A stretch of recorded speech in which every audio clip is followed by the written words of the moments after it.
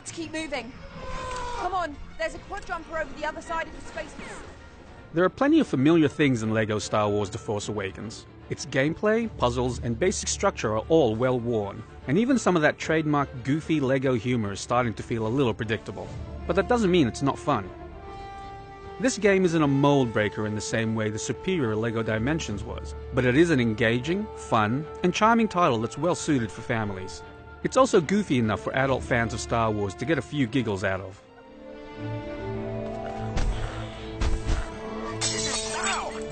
The game follows the plot of the movie closely, with levels taking place on the desert planet of Jakku, the forests of Takodana, on Starkiller Base, and many more.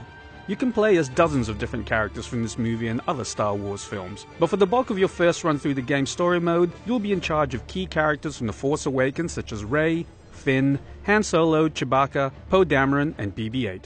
This is a game aimed at young children, so character controls are simple, and with unlimited lives and immediate respawns, there's no real penalty for death. As is standard with the LEGO games, many characters have unique abilities which are used to solve puzzles or access specific areas. None of it is too challenging, but the fun is in the way you'll have to swap between multiple characters to achieve objectives. LEGO games are built for co-op enjoyment, and The Force Awakens is no different. The puzzles are just hard enough that younger players will require adult assistance to solve, making it an ideal game for some outstanding kid and grown-up game sessions. There's also a new mechanic added to puzzle solving, the ability to choose which LEGO structures to build to solve some puzzles, but it adds little to the overall experience. Combat is the weaker half of LEGO Star Wars. Most enemies in the game can be defeated through simple button mashing, save for a few bosses that require some loosely timed QuickTime events to vanquish.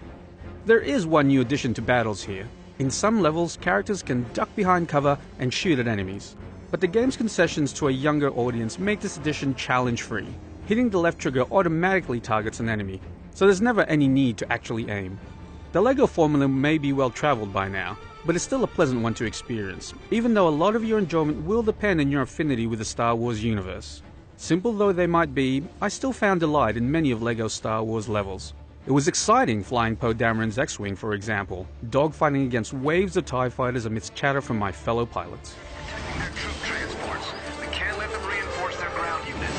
Just point at the ones you want to keep for yourself, Poe. And while the goofiness in which the LEGO games approach their source material has now become somewhat rote, it still elicited a few laughs from me. There are even several extra levels that expand on the events from the film. For Star Wars fans, these are exciting additions, and it's given more authenticity by the inclusion of nearly the entire cast of The Force Awakens, who recorded new lines of dialogue for the game.